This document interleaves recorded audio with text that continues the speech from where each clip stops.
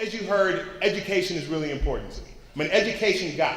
I'm also a social justice guy. I care significantly about those movements over time and presently as well. And a big part of that also, I believe, is racial equity. And as a result of this, one of my least favorite presidents is Richard Milhouse Nixon. It might not be for the reason that you reflexively think, because, you know, he was kind of a curmudgeon. He had a potty mouth. It was terrible. He recorded all of it, too. There was a thing about Watergate. And then he also abdicated, you know, the most powerful seats of power in the world. But that's actually not why I'm not a big Richard Nixon fan. You know, I talked about social justice, I talked about racial equity. He actually did more for racial equity as president using his executive orders than many presidents that came before him. I mean, some of them were the equal opportunity policies for all federal agencies. He was the one who initiated federal integration and set aside $1.5 billion in the Emergency School Act. He established the Office of Minority Business Enterprise in the Department of Commerce, and then he appointed a record number of black folks to serve in his administration. So one could say that he was almost doggedly committed to doing things intentionally toward furthering racial equity. Most people didn't even know that about President Nixon. But I still stand that he's one of my least favorite presidents. And the reason why is because he delivered what was possibly one of the worst and most damning poison pills to black and brown poor communities in our country in his term. And we're going to go into a little bit of depth of why I believe that. Keep in mind, again, I look at the world from this educational systems lens.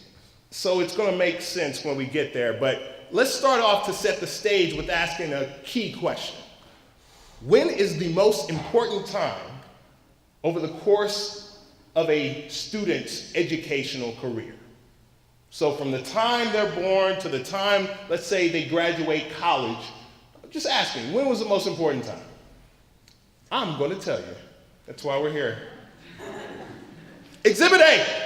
Exhibit A. 3 different slivers of the life of a child, and we're looking at the microscopic view of that child's brain. So first, you see the first one right there? We got birth, right? Not a lot going on. Babies aren't smart. Is that fair? I think it's fair. I think that's fair. They have a lot to learn, right? But then look what happens once they get to 6 years old. Wow, that's a veritable forest of dendrites and axons and synapses are firing. 700 new neuronal connections per second happening during this time period. Extremely dynamic. By the way, have you ever asked a 6-year-old, how was your day? Or how was school? I have a 6-year-old. It sounds a little something like this. Hey, Bryce, that's my son's name. What'd you do in school today? Dad, school was awesome. Let me tell you why. I walked in, I was walking down the hall, I said hello to like 12 different teachers before I got to class. I was a little late, but when I got there, I sat down and it was circle time, and then Miss Baldwin was reading us the story of Miss Frizzle, and Caleb kept poking me, and I told him to stop. And then there was a lizard, and it squirted blood out of its eyes. And then we went outside, and Caleb made a sound with his bottom. And that was my day. He went everywhere, right? But if you look at the neuronal pathways of a 6-year-old, it makes a ton of sense. It's not a lot of efficiency, but there's a ton of imagination, a ton of creativity. That's the time where they're picking up the most language acquisition. That's the reason why, how many of you I studied Spanish for like 7 years. Ask me today how much Spanish I know. I didn't study when I was 6. But if a child starts at this age, you know, they're bilingual by the time they're 8. Why? It's because their brain is extraordinarily active during this period of time. Now look at what happens by the time they get to 14-year-old. 14-year-olds, I would say, it's safe to say that they're smarter than a 6-year-old, right? many 14-year-olds would say they're smarter than their parents, correct? I was. But here's the thing. Something's happened between 6 years old and 14 years old. A process called pruning has taken effect. Because over this period of time, a brain is moving toward more and more efficiency. So all of those different pathways that just happened, all of that dynamic development that was taking place, some of those they didn't need. So if you ask a 14-year-old how their day was, it's a little more direct. Or you might get a grunt or two and then, kind of go upstairs and, just check Instagram. At the end of the day, though, what you're getting is a pruning of pathways that are no longer useful. So at the end of the day, again, you end up with a period of time during a human being's life where never before will you see as much social, emotional, and academic development creating the foundation for their life from here on out happening than between those years of 0 and 5. In fact, multiple studies have shown 90% of brain development is done by the time you're 5 years old. 90% of your physiological, anatomical development of your brain has happened by the time you are 5. Wow, that struck me. So then you have to ask the question, why in the world are we only spending about 5% of public education funding in the early childhood space? So from 0 to 5 years old, 5% of educational funding in the United States is going toward the time when we have the greatest window of opportunity to make a difference in a human being's life. Let's not just think about a child because they eventually grow up, right? Why? Well, I'm here to tell you why. Other countries have actually figured this out. And if you look, the United States trails many, many developed countries along a very wide political spectrum, right? So we can't just say, oh, they're all socialists or oh, they're all super capitalists. Many different countries invest in early childhood, and they got it. And guess what? They got it off of research that we did before the 50s. It's out there. Again, why? I'm here to tell you why. Because Nixon hates babies. It's clear. Just listen to the tapes. You know what? That's an exaggeration. But you have to wonder why he did something that I thought was just extraordinarily unhelpful. He vetoed the Comprehensive Child Development Act in 1971. Now, that was the Universal Early Childhood Act that had passed both House and Senate. Keep in mind, House and Senate before it got to his desk. And the thing that killed me the most was he ran with this as a key feature of his campaign in 1968. It was on the Republican campaign agenda to provide universal early childhood. And it was really smart too, because it wasn't just, hey, we're gonna pay for everything. It was a sliding scale. So if a family made this amount, they would pay this amount, and then their kid would get to go to 3 and 4 year old early childhood all day, high quality, great. And if they were below the poverty line, they wouldn't pay anything. So it was a continuum. That's why both conservatives and liberals were on board. Not to mention, we had mounds of research saying this is the best thing to do for kids. It's simple succession planning for society. So what happened? I'll tell you what happened. What happened was there was a group of women in Oklahoma, and they believed in something very, very strongly. And get this, women who want to be women. That was the name of their group. And I call them quad dub. Women who want, ignore the to be, women. What they decided was that, listen, we need to stay and hold close to the era where mothers stayed home with their kids and they were the ones raising them because that's the sanctity of the home. Now that doesn't sound like a bad thing, right?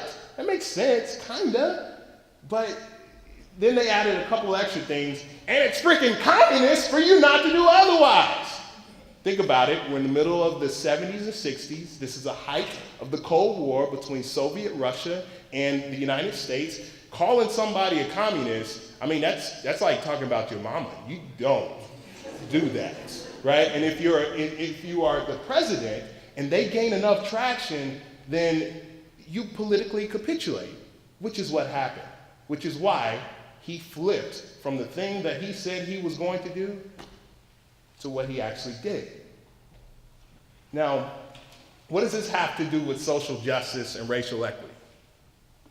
Here's the thing that is the reason why he's my least favorite president. It's one of them. It's because the world was changing around 1970 and moving forward.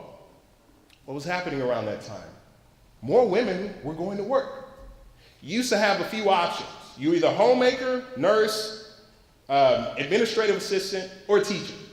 Well, more women were starting to enter the workforce. They were going to college. They were getting degrees, advanced degrees. And they're stepping out into places where, they typically were not. So where you usually had, one of 5 options if you're a woman, well, now you have lots. And so you started to have people move into the workforce. Well, that means that if I'm working, I'm not necessarily always going to choose to be the homemaker at home. It's a choice. What you also started to see were more single-parent households. People were either not getting married or getting divorced, or just, again, just choosing not to get married. And if that was the case, then now you have more single-parent households. And if you have a single-parent household, you definitely have someone who has to step out and go to work. And then the other thing that was starting to happen was the economy was changing as well. And we've seen it. Now, this is a trailing change. This change wasn't instantaneous, but it took a few years. But this was definitely the time that it was starting to happen. You used to be able to be in an industrial majority society, right? And you graduate, you go to work, and you can raise a family of 4 off of a job that didn't really require that much formal education. But the economy was starting to change at that point. You're starting to move toward more of a required higher income in order to be able to take care of a household. Now, if you bring all of those things together, what communities do you think were impacted most by not choosing to put out a publicly funded, in part or in all, high-quality early childhood experience, given that we know that's the most important time in a child's life? It ends up being the families that have less money, and in concentrated poverty, those are usually families of color, Black and brown students, and families across the country. So that starts in the 70s. And the gains that we started to see in closing the achievement gap, because again, separate is not equal, Black and brown versus board, that was during the 50s. Nixon gets started with the integration. You start to see a closing of achievement gaps and things like that. But then things start to erode. With the changing of the economy, the changing of the home dynamic, the world that those lobbyists were really pushing for was no longer the world in America that we lived in. So for political expediency, we ignored the trends that were showing what we should have been doing for a more just and equitable society. And it overtly impacted Black and brown communities throughout the country. And now we have this dynamic. By the time a child who's from a poor minority community sets foot on campus for formal education, they've heard 30 million fewer words, spoken and written. What does that do? That impacts, according to the Commit Partnership, which is a wonderful collective impact organization here that monitors data and puts this data out for us to see what the reality is. Here in the Dallas County area, what that translates to is students showing up not kindergarten ready. By a whole wealth of indicators, whether it's letter identification, counting, being able to write your own name. These things are critically important in order to move the entire classroom and the entire system of kids forward. What does that mean? Well, that means that impacts probably the most important milestone along the cradle to career pipeline, which is 3rd grade literacy. I showed you guys the brain development. By the time you're 9, your brain's 95% developed. Before you're 9 years old, you learn to read. After you're 9 years old, you read to learn. So your literacy begins to impact everything. Social studies, math, that's where you start to see a proliferation of word problems. Your analytical thinking, you can be tremendously stunted if you're not literate by the end of 3rd grade. And one of the best indicators of whether we're going to be able to move kids to be literate by the end of 3rd grade is how they show up on day 1 for kindergarten. What can impact that? A high quality early childhood experience. And unfortunately, our black and brown kids in public schools throughout this city, throughout this region, throughout this state, throughout this country show up in droves with a huge gap between white middle-income peers with kindergarten readiness. 3rd graders who can read, by the end of that grade, they're 4 times less likely to drop out of school. And if you're 4 times less likely to drop out of school, you're significantly more likely to go on and graduate. You're significantly more likely to go on to college and graduate. And that translates to a whole host of things that have nothing to do with education. Incarceration rates drop. Your health care drops. Life expectancy is longer. The economy. The difference between a college dropout and a high school dropout and a college graduate over the course of a lifetime is $1 million in output, in income. Think about that.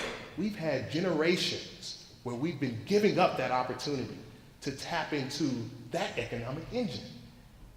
And that traditionally, again, happens in concentrated poverty with black and brown communities. So, what we have at the end of the day is a case study. When Nixon made the decision to not sign the act, the Child Development Act, he wasn't doing so because he's saying, hey, I don't want black and brown communities to be successful. That's obviously not what he said. He probably didn't even think about it. And that's actually what structural racism is. It's not that someone has built a system intentionally to attack and to squander. Those things have happened in the past, and then we make a law and we stop that, but there's lingering effects. And if we make decisions moving forward that don't take those things into account and what the impact will be in the communities that have been historically disenfranchised, then you have the persistence of something that's called structural racism. And it's not something that just a few people or institutions create, it's an entire system. And it's so very hard to see and so very entrenched and hard to attack. So what do you do? Well, there's a few things that a lot of people are doing. One of the best that we've seen, and that is advanced by Race Forward, which is a equity organization, is a racial equity impact assessment. As you can see, many different counties, states, and institutions are using this as a checklist. All it is saying, hey, the decisions that we make could potentially have an impact on communities that we have not potentially thought of. And so this is how you build a buffer to counteract the real threat of, oh man, I didn't think about that. And then being able to look in the back and see that, wow, we've had this whole host of negative unintended consequences that affect many people that we should be extending the opportunity toward to succeed in life. So this is my son. This is Bryce. This is an old picture of him because I just like it. It's one of my favorites. And I look at that kid right there, and one of the things about my son is that tomorrow is always awesome. He's always looking forward to tomorrow. And he can't articulate that, but what that really is hope. If tomorrow can be better than today, and my acting upon it can make it so, that's hope. And that, my friends, is an interstitial fluid of the American society that we all want to be a part of. And if we want folks like him to have that hope, no matter what zip code they're born in, no matter what ethnicity they're a part of, then we have to be intentional about creating the structures that ensure that promise is delivered to each and every one of us out here. Thank you all so much, and don't be Nixon.